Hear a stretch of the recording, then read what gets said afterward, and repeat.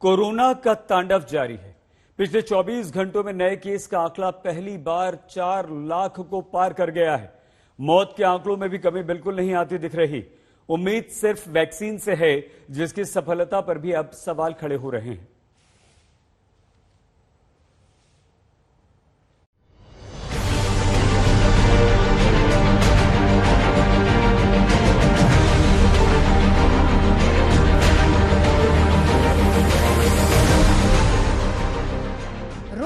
रिश्तेदार बेहाल हो रहे हैं तीमारदार। ऑक्सीजन की मारामारी है तो एक एक सांस की लड़ाई है, लेकिन कोरोना है कि कहर बरपाने से बाज नहीं आ रहा। आंकड़े बेहिसाब बढ़ रहे हैं, हर रोज नए केस सीमाएं लांघ रहे हैं। जरा इन आंकड़ों पर गौर कीजिए। पहली बार कोरोना के नए केस 4 लाख के पार। देश में 24 घंटे में कोरोना के 4,01,993 नए केस। देश में 24 घंटे में 3,523 मौत। देश में कोरोना के 32,68,710 एक्टिव मामले।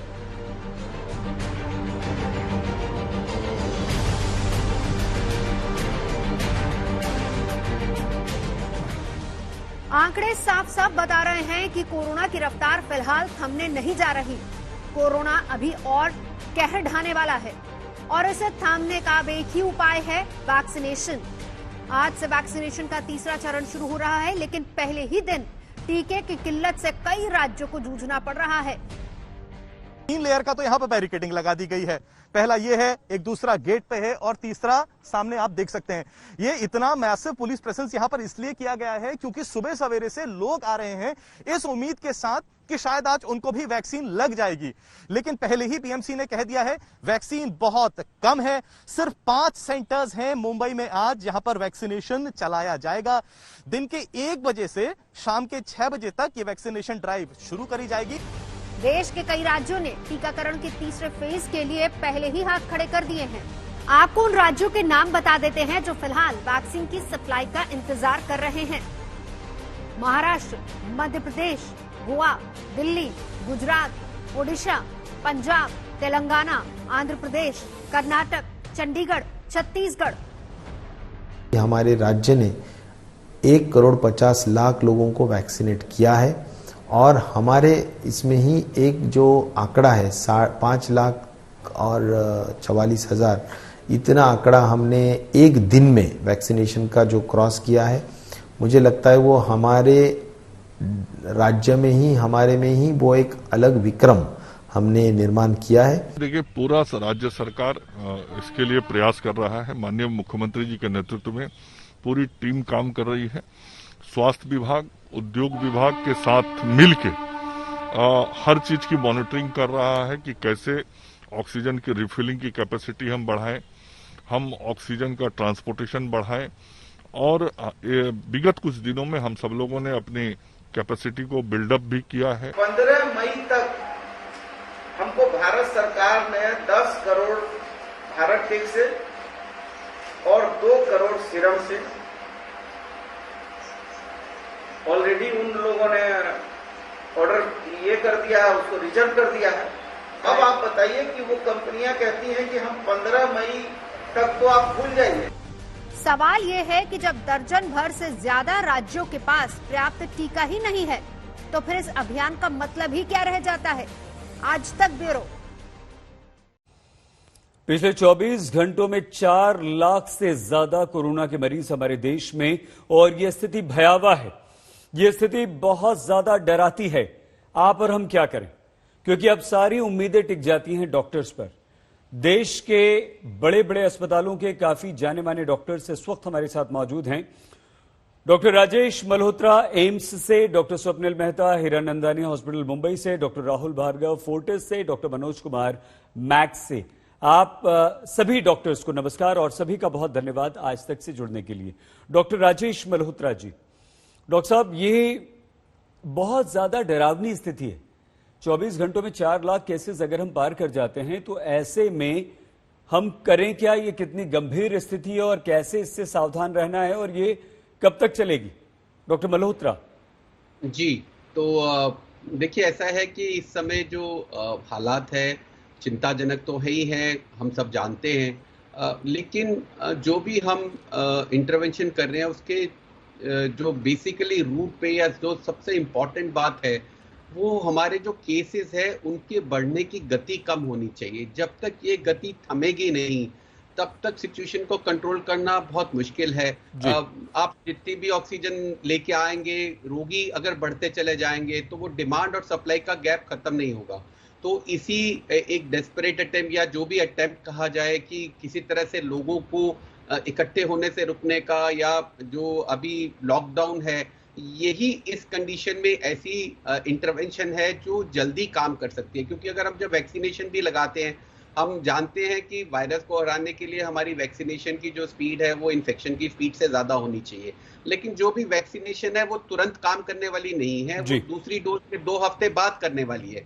तो इसलिए इस समय पे जो सबसे जरूरी बात है वो जो हर आदमी कर सकता है कि अगर आप अस्पताल के लिए या बेड के लिए या ऑक्सीजन के लिए परेशान नहीं होना चाहते तो अपने आप को बचाएं। वो अगर हर व्यक्ति अपने आप को बचाएगा, नंबर ऑफ केसेस कम होंगे, तभी हम लोग भी प्रॉपर ट्रीटमेंट कर पाएंगे, पेशेंट की संख्या को मैनेज कर पाएंगे। बिल्कुल ठीक है सर, और ये बहुत जरूरी है डॉक्टर मल्होत्रा जो आप बात कर रहे हैं। डॉक्टर स्वप्निल, केसेस जिस तरह से बढ़ रहे हैं, डॉक्टर मल्होत्रा भी कह रहे हैं कि हम कम से कम रोकें, और ब्रेक द चेन का कॉन्सेप्ट महाराष्ट्र में शुरू भी किया गया, लेकिन उसका कोई असर तो डॉक्टर स्वप्निल वहां पर दिखाई दे नहीं रहा है। क्या स्थिति है महाराष्ट्र की?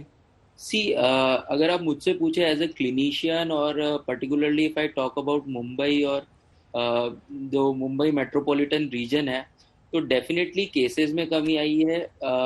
जो लॉकडाउन स्टेट में लागू किया गया था उसके आफ्टर 5-6 डेज, मतलब 5-6 दिन के बाद ही हमें केसेस कम होने लग गए थे।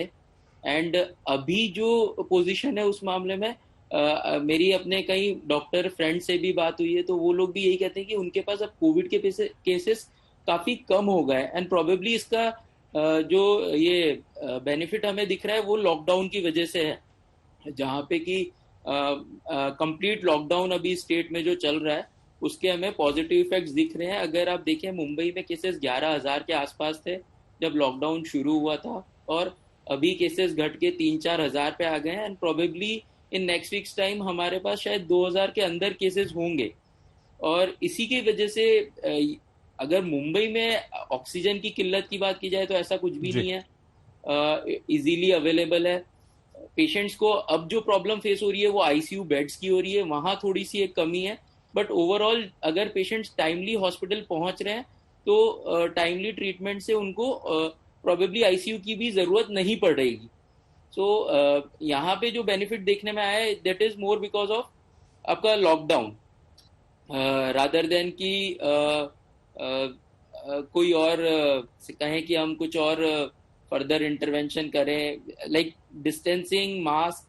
ठीक है सर, ये डॉक्टर स्वप्निल, ये बहुत राहत की बात है जो आप बता रहे हैं, बहुत अच्छी बात है, हम तो यही चाहते हैं। लेकिन ठीक है, मुंबई में कमी नहीं है, महाराष्ट्र में आप लोग कंट्रोल कर रहे हैं, वहां पर ऑक्सीजन है, लेकिन हम क्योंकि यहाँ रहते हैं दिल्ली यूपी में, एनसीआर में, तो यहाँ तो यूपी और दिल्ली में जबरदस्त ऑक्सीजन की कमी है, और डॉक्टर मनोज और डॉक्टर राहुल जरूर इस बात पर रोशनी डालेंगे।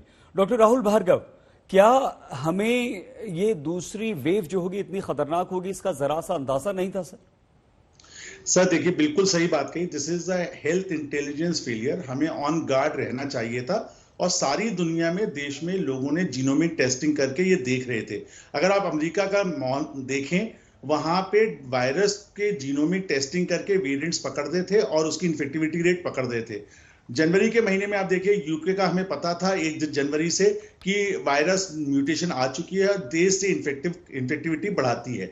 अब इसमें 2-3 चीजें देखिए सर, सबसे ज्यादा इंपॉर्टेंट चीज है, अगर आप फिगर देखें, आप लोगों को खुश होना चाहते हैं तो मैं आपको बता देता हूं कि अच्छी चीज आ रही है, एंड ऑफ द टनल पे लाइट है, ये समझिए। 90% मौतें अमेरिका में कम हो गई 15 हफ्ते से लगातार केसेस में कमी आती जा रही है। वो क्यों है? वैक्सीनेशन। 55% जनता वहां की वैक्सीनेट हो गई है, पहली चीज।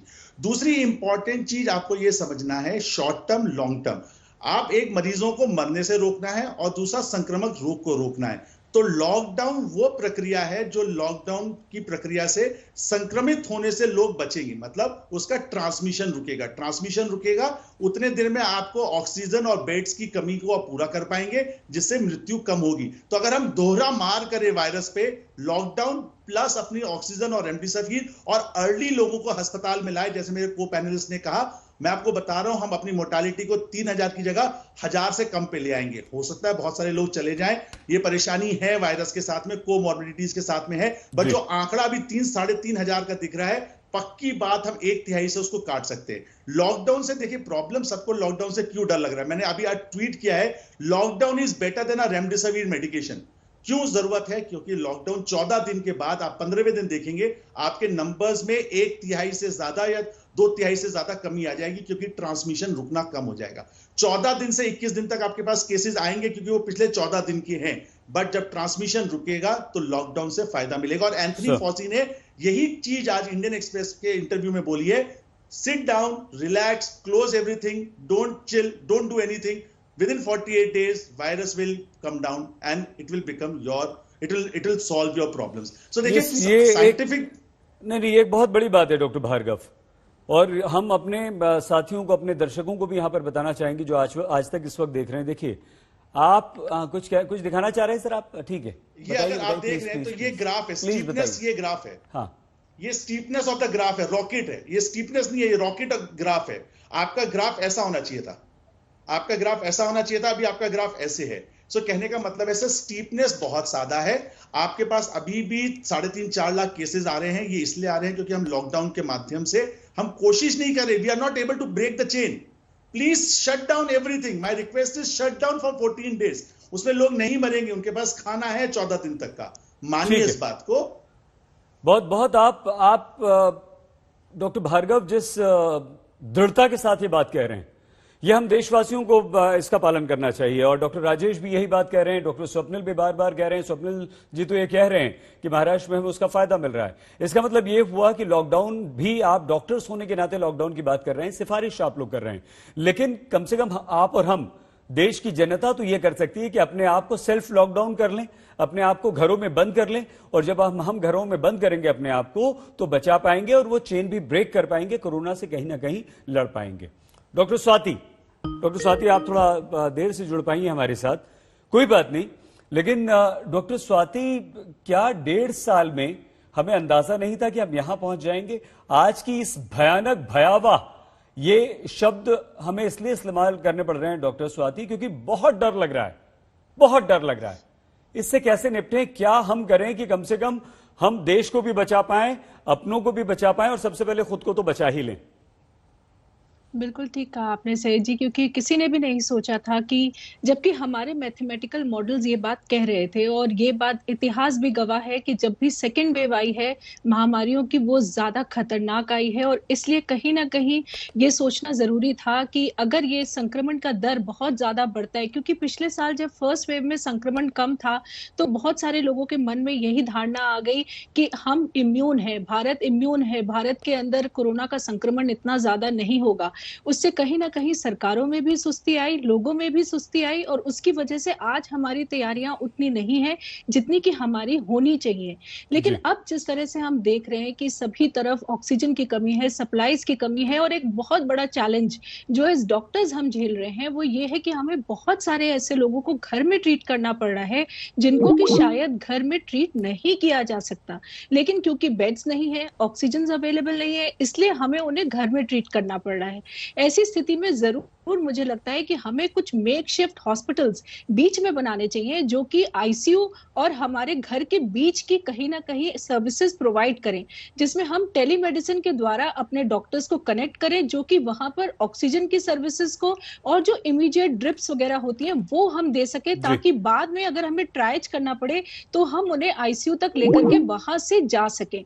दूसरा, जैसे अभी लॉकडाउन की भी बात हो रही थी, ये बहुत जरूरी है कि जो हमारे डिस्ट्रिक्ट्स हाई पॉजिटिविटी रेट पर हैं, वहां पर हमें स्ट्रिक्ट लॉकडाउन की जरूरत पड़ेगी, क्योंकि आप देख रहे हैं कि अब जो डेथ रेट है वो कंटिन्यूअसली राइज हो रहा है और ये और बढ़ेगा अगर हमने संक्रमण के दर को लगाम नहीं लगाई। और लॉकडाउन इसका सोल्यूशन नहीं है, लेकिन जरूर ये स्पीड ब्रेकर है। तीसरी चीज हमारा वैक्सीनेशन ड्राइव है जो हमारा बहुत स्ट्रांग होना जरूरी है। स्थिति हमारे देश में बहुत भयानक भयावह होती जा रही है। विभिन्न अस्पतालों के बड़े बड़े डॉक्टर से, लेकिन दिल्ली से गंभीर खबर आ रही है। दिल्ली के बत्रा हॉस्पिटल से 8 लोगों की मौत की खबर आई है। उधर ऑक्सीजन की कमी पर दिल्ली हाईकोर्ट में इस पर सुनवाई चल रही है। सुनवाई में ये दिल्ली हाईकोर्ट की तरफ से एक ऑब्जर्वेशन आया है कि अब सर के ऊपर से पानी जा चुका है। केंद्र सरकार को निर्देश दिया है, दिल्ली को आज हर हाल में 490 मीट्रिक टन ऑक्सीजन मिलनी चाहिए। ये दिल्ली हाईकोर्ट ने कहा है। एक आदेश जरूर दिया है, लेकिन ये विडंबना है, अजीब सी स्थिति है कि हमारे देश में एक तरफ हाईकोर्ट में ऑक्सीजन की कमी को लेकर बहस चल रही है और दूसरी तरफ दिल्ली के बड़े अस्पताल से यह खबर आती है कि 8 मरीजों की वहां पर मौत हो गई है। दिल्ली के और भी अस्पताल हैं जहां से ऑक्सीजन की कमी की लगातार खबरें आ रही हैं। हमें 1 घंटे देर से ऑक्सीजन मिली, ये बत्रा हॉस्पिटल की तरफ से एक बयान भी आया है, लेकिन यह हाल दिल्ली का नहीं है। दिल्ली एनसीआर के अस्पतालों का यही हाल है, चाहे वो गुरुग्राम हो, फरीदाबाद हो, गाजियाबाद हो या नोएडा हो। वहां पर अस्पतालों में ऑक्सीजन की कमी से लगातार लोग जूझ रहे हैं और यहां तक कि इससे थोड़ा सा आगे आप और चले जाएं तो मेरठ तक भी यही अब कमी हो गई है, क्योंकि मरीज लगातार अब दिल्ली से, एनसीआर से और उत्तर प्रदेश के शहरों में, छोटे शहरों की तरफ भाग रहे हैं, लेकिन वहां भी ऑक्सीजन की कमी। दिल्ली में 8 मरीजों की मौत जो है वो बुरी तरह से हिला देती है, डरा देती है। और ये ऐसा नहीं है कि पहली बार ऐसा हुआ हो कि जब अस्पताल में ऑक्सीजन की कमी से मरीजों की मौत हुई है। 25 मरीज कुछ दिन पहले, आपको याद होगा, जयपुर गोल्डन हॉस्पिटल में सिर्फ और सिर्फ ऑक्सीजन की कमी से उनकी मौत हो गई थी। एक और खबर आई थी दिल्ली के बड़े गंगाराम अस्पताल से कि वहां पर भी मरीजों की मौत हुई है ऑक्सीजन की कमी को लेकर, लेकिन उस पर सवाल खड़े कर दिए गए थे कि यह खबर सच है या गलत। खैर, यहां इन सब बातों का फिलहाल वक्त नहीं है, लेकिन इस वक्त हमारे साथ जो चारों डॉक्टर्स हैं, डॉक्टर्स का पैनल है, हम उन्हें आपको दिखा भी दें और उनसे बात भी कर लें। लेकिन इस वक्त डॉक्टर रवि मलिक हमारे साथ जुड़ चुके हैं, सीएमडी मलिक रेडिक्स। डॉक्टर साहब, क्या सिर्फ बत्रा हॉस्पिटल से खबर आई है या कुछ और भी हॉस्पिटल्स के लिए है आपके पास जहां से इस तरह की खबरें आ रही हैं? क्योंकि हमें यह खबरें मिल रही है कि दिल्ली में और भी हॉस्पिटल्स में ऑक्सीजन की कमी इस वक्त हो गई है। डॉक्टर मलिक, देखिए, ये बड़ी दुखद बात है, ऑक्सीजन की कमी हो रही है। अभी मुझे डॉक्टर परवीन भाटिया, जो कि मेरे बैचमेट भी रहे हैं कॉलेज में, उनका मुझे फोन आया है कि मेरी कहीं पर कोई सुनवाई नहीं हो रही है, मेरे यहाँ पर केवल 1 घंटे की ऑक्सीजन रह गई है। मैं 100 नंबर पे 2 बार फोन कर चुका हूँ, मैं इनकी हेल्पलाइन पे 2 बार फोन कर चुका हूं और यहाँ पर कोई सुनवाई नहीं हो रही है। देखिए, बहुत बड़ी बात है। डॉक्टर परवीन भाटिया भी मेरे साथ में लाइन पर है, इमरजेंसी उनका फोन आया। डॉक्टर परवीन भाटिया, आपके हॉस्पिटल में कितनी देर के लिए ऑक्सीजन रह गई है? मेरे पास सिर्फ 3 सिलेंडर अभी बाकी है। डॉक्टर परवीन भाटिया मैं बोलता हूँ, और इस समय ऑक्सीजन के लिए मैंने सबको, एसडीएम को, डीएम को, हेल्थ सेक्रेटरी को, हेल्थ मिनिस्टर को। आपके यहाँ कितने पेशेंट्स हैं? आपके यहाँ कितने पेशेंट्स हैं? 43 पेशेंट्स ऑक्सीजन पे। और 3 सिलेंडर कब तक चलेंगे? 1 घंटे में खत्म हो रहे हैं। ये देखिए, ये हाल है। 1 घंटे के अंदर। डॉक्टर मलिक, ये भी पूछिए ना कि अगर इन्होंने सीएम को, हेल्थ मिनिस्टर को, सबको फोन कर दिया, सबसे बात हो गई है। डॉक्टर मलिक, 2 बार 100 नंबर पे फोन कर दिया, कंट्रोल रूम्स में फोन कर दिया, डीएम, हर व्यक्ति को इन्होंने फोन कर दिया, लेकिन अभी तक मदद नहीं पहुंची है। देखिए सईद जी, मैं कुछ दिन पहले भी आया था, मैं बता के गया था ये मौत नहीं होनी चाहिए, ये चिंताजनक, भयानक ही नहीं है, ये आपराधिक भी है। आप ऑक्सीजन प्रोवाइड कीजिए या हमें बताइए कि ऑक्सीजन इस देश के किस कोने में मिलती है, हम अपने लोगों को भेजेंगे, हम अपने गाड़ियों को भेजेंगे और उसमें ऑक्सीजन भर के लाएंगे। ऑक्सीजन की कमी की वजह से किसी भी अस्पताल में मृत्यु नहीं होनी चाहिए, ये बहुत सीरियस मामला है। हम सब doctors, nurses, nursing home owners, hospital owners, हम सब काफी परेशान हैं इस चीज से, और इस चीज का समाधान तुरंत आज ही होना चाहिए। ऑक्सीजन आ रही है, आएगी, हफ्ते में ठीक हो गई, 1 घंटा भी ऑक्सीजन लेट नहीं होनी चाहिए। दिल्ली की जो रिक्वायरमेंट है वो 900 टन रोज की है, जैसा कि मुझे ज्ञात हुआ है, और दिल्ली की जो सप्लाई है वो 400 टन की है।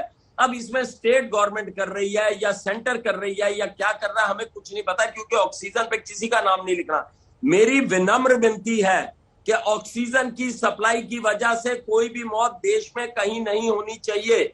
चाहे आप उसमें वायुसेना को बुलाइए, चाहे आप मिलिट्री को बुलाइए, चाहे आप कुछ भी बुलाइए। 1 हफ्ता हो गया इस त्रासदी को चलते हुए और ये चीज बिल्कुल नहीं होनी चाहिए। सईद जी, आपके माध्यम से मैं व्यूअर्स को बताऊंगा, और भी मेरे साथ में कई हॉस्पिटल के ओनर्स हैं जिनके मुझे फोन आया।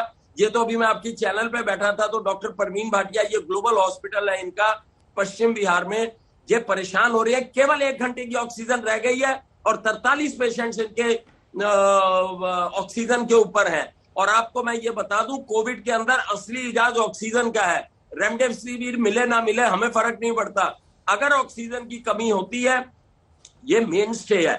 जो मेन स्टे ट्रीटमेंट का है वो ऑक्सीजन ऑक्सीजन और ऑक्सीजन है, क्योंकि फेफड़े ग्रस्त होते हैं और उसमें ऑक्सीजन चाहिए। ये एक बड़ी चिंताजनक बात है, बहुत गंभीर बात है। मैं दोबारा बताऊंगा, ये आपराधिक है। बिल्कुल ये आपराधिक है। डॉक्टर राहुल भार्गव बोल रहा था। हाँ, हमारी फॉरवर्ड प्लानिंग कहाँ है? आप मुझे बताइए, कोई आंकड़ा आपको ऐसा दिख सकता है कि 100 में से कितने लोगों को ऑक्सीजन मिल रही है? अगर मान लीजिए 6% को ऑक्सीजन मिलती है और दिल्ली में रोज के 5,000 10,000 केसेस आते हैं, तो आपकी अगले हफ्ते रिक्वायरमेंट कितनी होगी? We are behind the curve. आप एक बात समझिए, आप लोगों को ये बताइए, अधिकारी गणों को ये बताइए, ऑक्सीजन तो रोज पिछले 5 दिन से 7 दिन से अपन लड़ रहे हैं, फॉरवर्ड प्लानिंग कहां है? आपको किसी को, हमारे को मालूम है एज अ डॉक्टर और जो सरकार के नुमाइंदे हैं कि अगले 1 हफ्ते में कितने केसेस आएंगे, उसके हिसाब से कितनी रिक्वायरमेंट होगी, which is called forward planning. मेरा इसके अंदर मानना यह है डॉक्टर राहुल भार्गव, अगले हफ्ते की बात तो तब आएगी जब 1 घंटा भी निकलेगा, 2 घंटे निकलेंगे, अभी 3 घंटे निकलेंगे।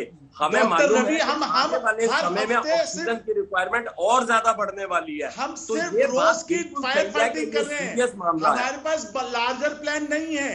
डॉक्टर रवि मलिक, हमारी प्रॉब्लम क्या है कि हम फायर फाइट कर रहे हैं और फायर फाइटिंग से ऐसे ही होगा। हमारे पास एक संयोजित योजना नहीं है। फॉरवर्ड प्लानिंग से आपकी मिलिट्री के पास फॉरवर्ड प्लानिंग होती है, इलेक्शन कमीशन के पास फॉरवर्ड प्लानिंग होती है। बिल्कुल ठीक कह रहे हैं आप, बिल्कुल मैं आपकी बात से एग्री करता हूँ। रोज आप सिलेंडर के लिए सुबह उठ के रात में गोदाम होने चाहिए। डॉक्टर मलिक, रात में आप सो नहीं पा रहे, मैं आपकी बात से एग्री करता हूँ। सैयद जी, डॉक्टर मलिक, हम रात को सो नहीं पाते ये सोचते सोचते कि कल सुबह की ऑक्सीजन कहां से आएगी। हम इंसान है कि नहीं है? पिछले 1 हफ्ते से सही थी, मैं केवल 2 घंटे रात को सो रहा हूँ। पिछला 1 हफ्ता हो गया केवल 2 घंटे सो रहा हूँ। दिल एकदम वो हो जाता है। अब 3 घंटे रह गए, अब 4 घंटे रह गए, अब 3 घंटे रह गए, 4 घंटे रह गए। पेशेंट को तरीके से बोलने की कोशिश करते हैं कि लॉकडाउन कर दीजिए, चेन को ब्रेक कर दीजिए। 20 लीटर की है। डॉक्टर राहुल, एक डॉक्टर राहुल में बात पूरी कर लें, उसके बाद आप अपनी बात कहिएगा। क्यों हो सकती है? रात को भी मेरे साथ यही सिचुएशन आई थी। कभी हेल्पलाइन नंबर पे करते हैं, कभी डीएम को करते हैं, कभी हम सेक्रेटरी को लिखते हैं, पता नहीं कहां कहां हमने। मैंने मेल्स का इतना बड़ा पुलंदा बन गया, लिख लिख के।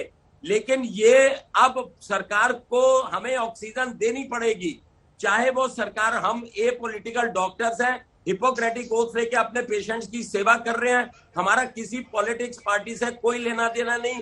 हमारा वजूद हमारे पेशेंट्स की वजह से है, हमारी रिस्पेक्ट हमारे पेशेंट्स की वजह से है और उनके लिए हम खूनी लड़ाई लड़ने को तैयार है। मैं बार बार कह रहा हूं कि हमें अपने पेशेंट्स के लिए ऑक्सीजन दीजिए।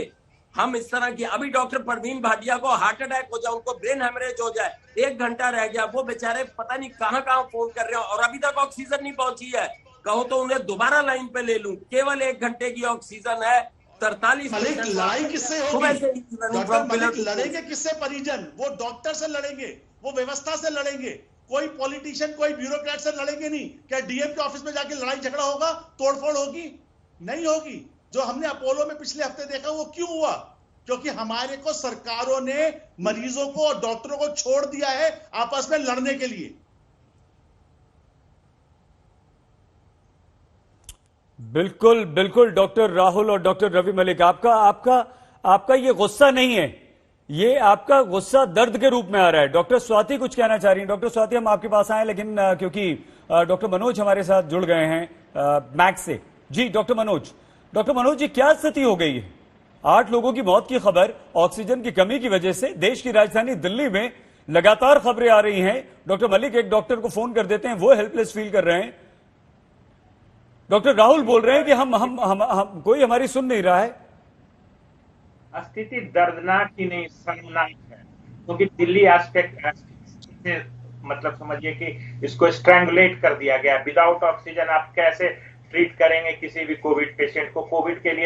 कोविड पेशेंट्स के लिए तो ऑक्सीजन तो मिनिमल रिक्वायरमेंट है। और मुझे ताज्जुब इस बात की कि 15 दिन से यह हाहाकार मचा हुआ, बट सरकारें कर क्या रही हैं? डॉक्टर रवि मलिक के बाद से मैं बिल्कुल सहमत हूं। राहुल भार्गव साहब भी जो बोल रहे हैं, बताइए कि एक डॉक्टर जो छोटे छोटे हॉस्पिटल्स बना के मरीजों को ठीक करने की कोशिश कर रहा है, वो किस दम पे ये लड़ाई लड़ेगा? नहीं लड़ सकता। हम लोग डॉक्टर मनोज, जहां तक हमें याद आ रहा है, आप ही गए थे ना, मैक्स ही सबसे पहले हाईकोर्ट गया था ना ऑक्सीजन के लिए। जी हाँ। हाँ, तो क्या स्थिति, कुछ उसके बाद कुछ सुधार हुआ है सर? अभी चल रहा है, बट हमारे यहाँ भी जो ऑक्सीजन होती है बिल्कुल जस्ट इतना ही कि किसी तरीके से काम चल रहा है, बट कहीं भी किसी भी अस्पताल में ऑक्सीजन की हालत ठीक नहीं है। एग्जैक्ट तो मुझे नहीं पता है, क्योंकि मैनेजमेंट वालों को ज्यादा पता होगा कि क्या है ऑक्सीजन के स्टेटस, बट डेफिनेटली ठीक नहीं है। दिल्ली को। अच्छा देखिए, एक कितनी अजीब बात, ये कैसी विडंबना है और ये कैसा दर्द है कि बड़े बड़े हॉस्पिटल के डॉक्टर यहां बैठकर और कह रहे हैं कि हमें ऑक्सीजन दो, ऑक्सीजन की कमी है, 1 घंटे की बची है, आधे घंटे की बची है, 3 घंटे की बची है, और उस बीच ये खबर भी आ जाती है कि दिल्ली के एक बहुत बड़े हॉस्पिटल से, बत्रा हॉस्पिटल में 8 मरीजों की मौत हो जाती है। हम भूले भी नहीं थे अभी जयपुर गोल्डन का जो वाकया है, जो हादसा है, 25 मरीजों की मौत हो जाती है।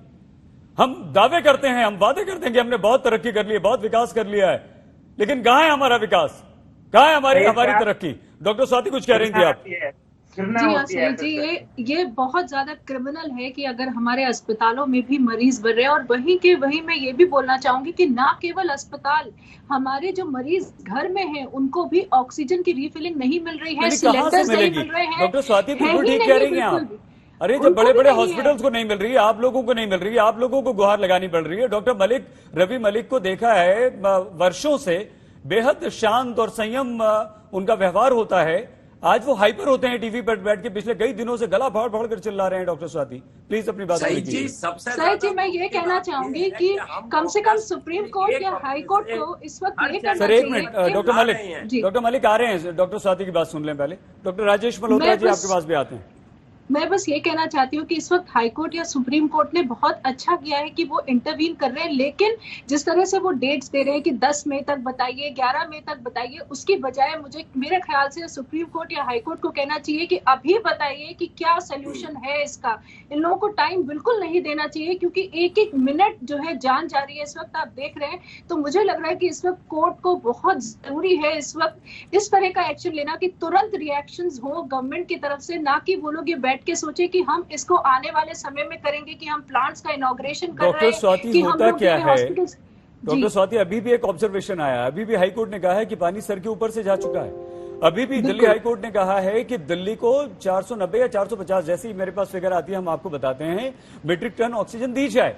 अरे ये तो जब आप गए, मैक्स गया, तब बात हुई, दिल्ली सरकार गई, केंद्र सरकार गई, तब भी अदालतों ने कहा, लेकिन इसे एग्जीक्यूट तो हमारी सरकारों को करना है, प्रशासन को करना है। उनका काम सिर्फ ये है कि केंद्र कहता है हमने दिल्ली को दे दी, दिल्ली वितरण नहीं कर रही, दिल्ली कहती केंद्र ने हमें दिया नहीं, और अब आप और हमें ये एक्सेस नहीं है कि हम जाकर वहां पता कर सके। कोई ट्रांसपेरेंसी नहीं है, कितनी ऑक्सीजन कहां आई, किस हॉस्पिटल को दी, किसकी क्या रिक्वायरमेंट है, कुछ नहीं पता। डॉक्टर मलिक देखिए, मैं आपको बताना चाहूंगा सईद जी, बड़ी इंपॉर्टेंट चीज है, दिल्ली की रिक्वायरमेंट 900 टन के करीब की है, और दिल्ली के जो आंकड़े बताते हैं वो ये बताते हैं 400 मेट्रिक टन के करीब ऑक्सीजन आती है, जो मोटे मोटे आंकड़े हैं। अगर 400 या 500 टन, मैं दोबारा बता रहा हूँ, 400 या 500 टन ऑक्सीजन की कमी हो रही है। ये कोई सब्जी भाजी नहीं है, ये कोई आलू नहीं है, ये कोई किसी किस्म के आलू नहीं है, कोई सब्जी भाजी नहीं है, ये ऑक्सीजन की बात है जो 1 किलो भी कम नहीं होनी चाहिए। अगर आपकी रिक्वायरमेंट 900 टन की है, तो मैं आज आपको बता रहा हूं कि आपकी रिक्वायरमेंट 1400 टन की होगी आने वाले 2 हफ्ते में, और मैं आपकी चैनल पे ही बैठ के आपको दिखाऊंगा उस वक्त रिक्वायरमेंट 1400 टन होगी। बिकॉज पेशेंट्स की रिक्वायरमेंट कोरोना में कई बार बढ़ती जाती है। इस वक्त ऐसे भी पेशेंट्स हैं जो 30 लीटर ऑक्सीजन के ऊपर मेरे अस्पताल में पड़े हुए हैं। तो ऑक्सीजन की रिक्वायरमेंट आने वाले, मुझे बताइए, ये तो हम डॉक्टर्स को नहीं मिल रही जो रजिस्टर्ड हॉस्पिटल चला रहे हैं, जिनके वेंडर्स हैं, जो उन्हें 20 साल से सप्लाई कर रहे हैं मेरे अस्पताल में 20 साल से, जो एक कॉमन आदमी घर में बिना ऑक्सीजन के बैठा हुआ है, उस पर क्या बीत रही होगी।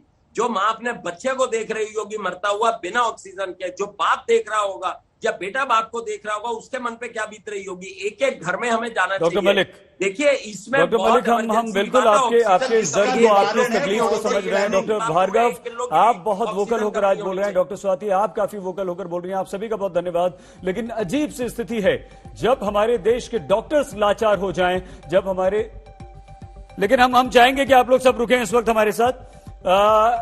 खबर बताने के बाद हमारे पास डॉक्टर का जो एक पैनल है उससे बात करेंगे। बड़ी खबर दिल्ली से आ रही है। बत्रा हॉस्पिटल में 8 मरीजों की मौत हो गई है, लेकिन दिल्ली के और भी हॉस्पिटल हैं जहां से इस तरह की खबरें आ रही हैं कि वहां पर ऑक्सीजन लगातार कमी हो रही है।